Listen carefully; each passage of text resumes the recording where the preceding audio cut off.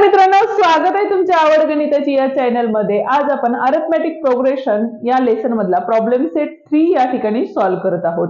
आज lecture number 4 आपण या ठिकाणी बघत आहोत, कारण हा जो प्रॉब्लेम सेट आहे तो खूप मोठा असल्यामुळे आपण काय केलेला आहे, लेक्चर्स मध्ये डिवाइड केलेला आहे आणि आज आपलं लास्ट लेक्चर आहे। या आधीचे लेक्चर्स तुम्हाला बघायचे असतील तर त्याची लिंक डिस्क्रिप्शन मध्ये दिलेली आहे। त्याच पद्धतीने आजचं जे लेक्चर आहे ते खरंच खूप इम्पॉर्टंट आहे, कारण त्यामधील जे क्वेश्चन्स आहेत ते बोर्ड एक्झामला विचारले जाणारे क्वेश्चन्स आहेत, जे की 4 किंवा 5 मार्काला तुम्हाला विचारले जाऊ शकतात। ठीक आहे, त्यामुळे आजचा व्हिडिओ स्किप न करता व्हिडिओ पूर्ण बघा, जेणेकरून तुम्हाला प्रत्येक स्टेप इझिली अंडरस्टँड होईल।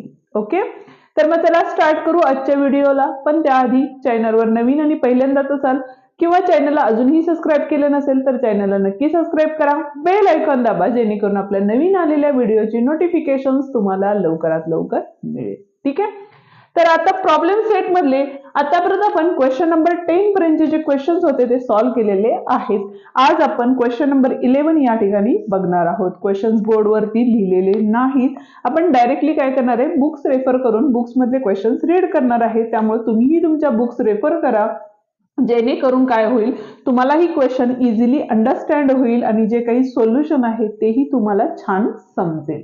ठीक आहे, तर बघूया आपण क्वेश्चन नंबर 11। ओके, बघा स्टार क्वेश्चन आहे या ठिकाणी।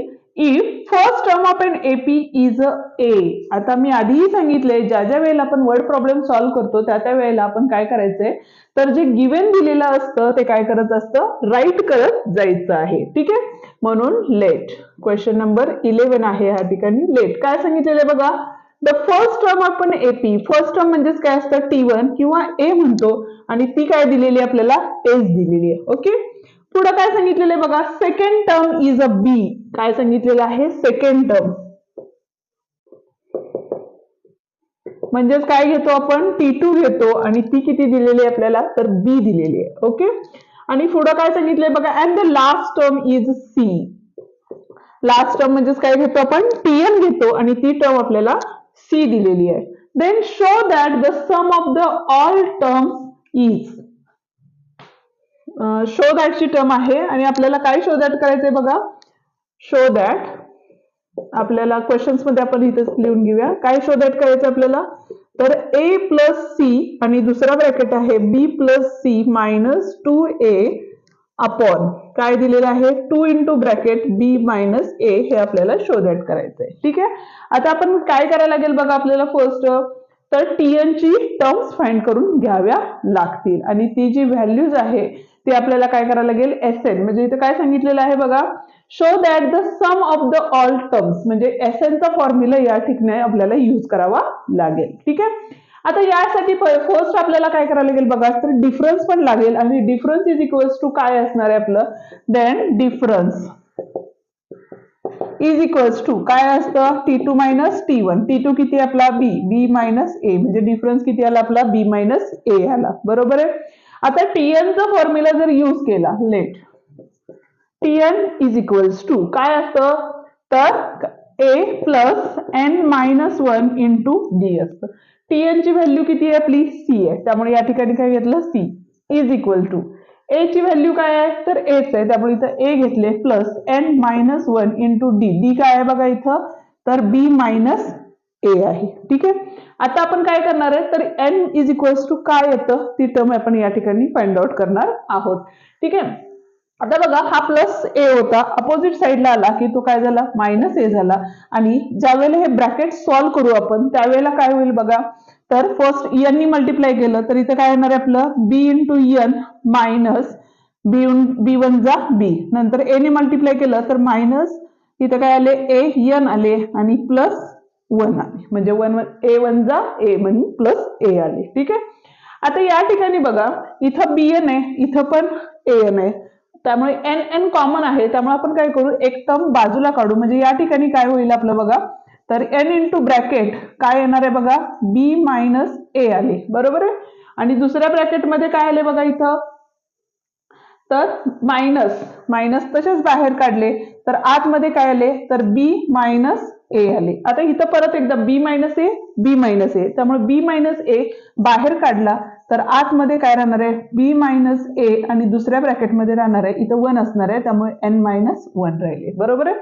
म्हणजेच आता एन मायनस 1 आहे आणि हा जो बी मायनस ए होता ह्याला होल ब्रॅकेटला मल्टिप्लाइड आहे, त्यामुळे तो अपोजिटला आला की तो डिवाइडला जाणार आहे. म्हणजेच बघा N minus 1 is equals to C minus A upon काय असणार इथं बी मायनस ए आले. बरोबर आहे.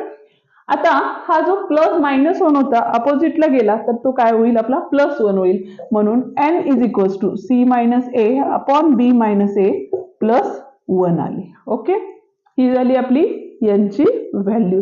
किंवा जर आता समजा आपण डिनॉमिनेटर सेम करून घेतले तर या ठिकाणी बघा सी मायनस ए आणि ह्या होल ब्रॅकेट म्हणजे क्रॉस मल्टिप्लिकेशन करतो, त्यामुळे बी मायनस ए वनचा बी मायनस, म्हणून इथाले B minus A upon B minus A, म्हणून एन इज इक्वल्स टू इथं बघा B plus C minus 2a upon B minus A, ही काय आली आपली यांची व्हॅल्यू आली. ओके, आता आपल्याला काय करायचं आहे तर एस एनचा फॉर्म्युला आहे आणि ते इज इक्वल्स टू आपल्याला काय दाखवायचं आहे, ही सगळी होल व्हॅल्यू आहे हे आपल्याला दाखवायचं आहे.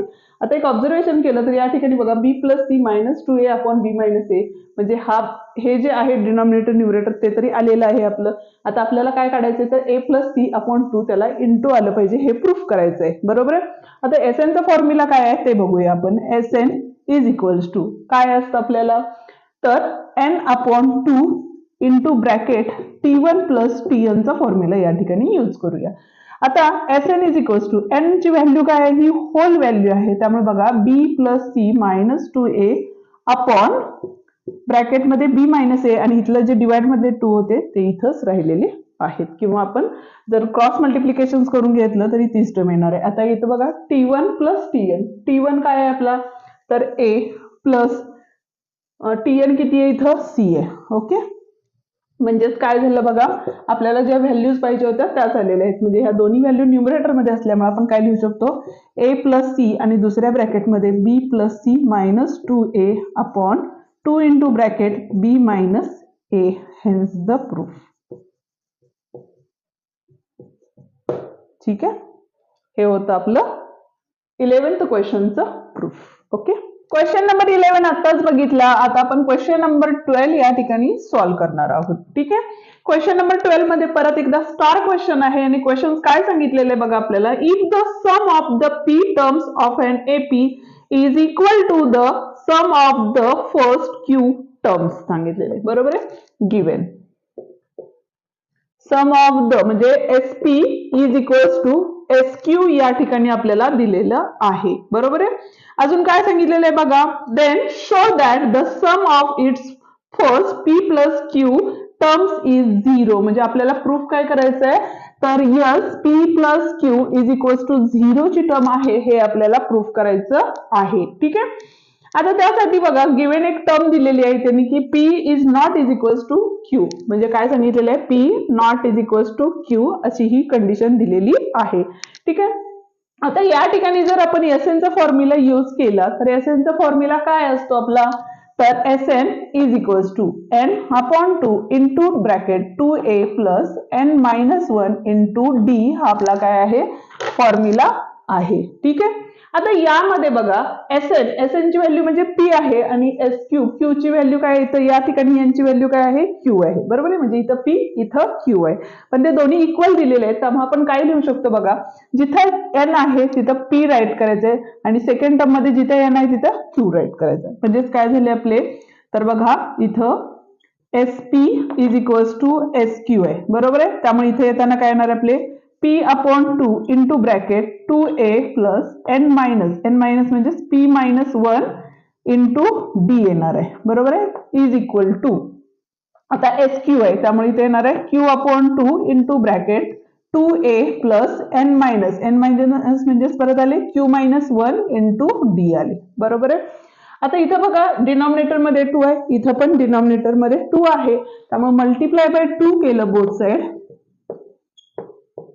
2 बोथ साइड तर काय होईल इकडचे पण 2 कॅन्सल झाले तिकडचे पण 2 कॅन्सल झाले. राहिले काय बघा आपण तर ह्या P राहिला P into bracket 2a plus P minus 1 into d bracket complete is equals to Q into bracket 2a plus Q minus 1 into D राहिला. ठीक आहे. आता बघा ह्या p ने आतमध्ये मल्टिप्लाइड केलं आणि ह्या q ने आतमध्ये मल्टिप्लाइड केलं तर येणाऱ्या टर्म्स ह्या काय असणार आहेत आपल्या, तर 2pa plus p into p minus 1 D, आणि ह्या ज्या टर्म आहेत त्या आपण इकडच्या साईडला घेऊया किंवा आधी फर्स्ट काय करू, सॉल्व्ह करून घेऊ. म्हणजेच किती आले, 2qa plus q into bracket q minus 1 into D आले. बरोबर आहे. आता बघा ह्या सगळ्या टर्म ह्या साईडला घेतल्या तर काय होतील आपले, 2pa मायनस ही टर्म इकडे घेतली 2qa, ही प्लसची तशीच आहे p into bracket p minus 1 into D, आणि ही होल ब्रॅकेट होती त्यामुळे इथं मायनस मध्ये आली q minus 1 into D is equals to 0. ठीक आहे. आता या दोन्ही मध्ये बघा इथं a आहे, इथं पण a आहे, इथं 2 आहे, इथं 2 आहे, त्यामुळे 2a बाहेर काढला, ही होल टर्म मध्ये 2a बाहेर काढला तर आतमध्ये p मायनस q राहिले. ठीक आहे. आता हे जे ब्रॅकेट सॉल्व्ह करून घ्यायचे आहेत ते जर ब्रॅकेट सॉल्व्ह करून घेतले तर या दोन्ही टर्म जर ऑब्झर्व केल्या तर यामध्ये सुद्धा d कॉमन आहे, त्यामुळे d बाहेर काढला आपण. आता फर्स्ट काय करू, ह्या दोन टर्म्स राईट करून घेऊ. म्हणजे इथं आले बघा आपले p square minus p whole bracket म्हणजे मल्टिप्लिकेशन, ब्रॅकेट मल्टिप्लिकेशन केले. ठीक आहे. आणि ह्या q नी ह्याला म्हणजेच काय आले minus q square minus minus plus q आले, ब्रॅकेट कंप्लीट, आणि दोघांच्या d होता त्यामुळे d काय केला मी बाहेर काढलेला आहे. आता बघा पहिली जी टर्म होती ती तशीच लिहून घ्या. म्हणजेच बघा 2 into bracket p minus q झाले. बरोबर आहे. प्लस इथले प्लस तसेच दिलेले आहेत आपण. ठीक आहे. इथं बघा p स्क्वेअर आणि इथं q स्क्वेअर आहे, त्यामुळे इथं बघा bracket in bracket p square minus q square, दुसऱ्यांदा बघा इथं मायनस p प्लस q आहे, मायनस p प्लस q आहे, bracket complete into d is equals to काय दिलेलं आहे, इथं 0 दिलेलं आहे. बरोबर आहे. परत एकदा ऍज इट इज तसेच लिहून घ्या. First term 2a into bracket p minus q plus, आता बघा परत एकदा a square minus b square असेल तर आपण काय करतो, a plus b a minus b he identity use करतो. म्हणजेच आतमध्ये काय होईल आपलं, एकदा p मायनस q आणि दुसऱ्या ब्रॅकेटमध्ये p प्लस q होईल. ठीक आहे. त्यातून मायनस बाहेर काढलं तर आतमध्ये p मायनस q आले, bracket complete d is equals to 0. आता परत एकदा बघा इथं पण p मायनस q आहे आणि इथं पण p मायनस काय आहे, q आहे. तो p मायनस q चा होल ब्रॅकेट जर बाहेर काढला तर काय होईल बघा, 2a into bracket p minus q plus p minus q परत एकदा बाहेर काढला तर आतमध्ये मल्टिप्लिकेशन मध्ये काय राहील आपले, तर p प्लस q आणि हा ब्रॅकेट बाहेर आला त्यामुळे minus 1 into d is equals to 0. ठीक आहे. आता इथं मध्ये प्लसचं साइन असल्यामुळे p मायनस q आहे, त्यामुळे होल p मायनस q परत एकदा बाहेर काढला तर आतमध्ये परत काय राहिले बघा, 2a plus p plus q minus 1 into d is equals to 0. ठीक आहे. बट आपल्याला काय सांगितलेलं आहे बघा, जर p is equals to q, p minus q is equals to काय असणार आहे, 0 असणार आहे. पण p not is equals to काय दिलेलं आहे आपल्याला, q दिलेला आहे. देअरफॉर काय आले इथं, p minus q is equals to काय झाले, 0 झाले. बरोबर आहे. Therefore 2a plus p plus q minus 1 into d is equals to पण काय असणार आहे आपले, 0 असणार आहे. बरोबर आहे. आता आपल्याला कुठली टर्म काढायची आहे बघा, तर यस p प्लस q ची टर्म काढायची. बरोबर आहे. म्हणून लेट याला प्रॉम्प्ट फर्स्ट द्या पाहिजे तर S p plus q is equals to, आता इथं काय बघा p प्लस q आहे त्याच्यामुळे इथं येताना काय येणार आपले p plus q upon 2 into bracket काय असतं 2a प्लस n ची व्हॅल्यू काय आहे p प्लस q, बरोबर, मायनस काय असतं n मायनस 1 इंटू d. बरोबर आहे. आता परत एकदा ऑब्झर्वेशन केलं तर इथे बघा 2a plus p plus q minus 1 into d is equals to 0. म्हणजे ह्या होल ब्रॅकेटची व्हॅल्यू काय झाली, 0 आली. म्हणून p plus q upon 2 into 0 from first is equals to काय झाले, 0 झाले. Therefore S p plus q is equals to 0, hence the proof. Okay. हे होतं आपलं 12th क्वेश्चनचं आन्सर्स म्हणजे प्रूफ. ओके, क्वेश्चन नंबर 12 आताच बघितलं आपण. खरंच तो इम्पॉर्टंट क्वेश्चन होता. आणि आता क्वेश्चन नंबर 13 आपण या ठिकाणी बघत आहोत. क्वेश्चन नंबर 13 काय दिलेलं आहे बघूया आपण.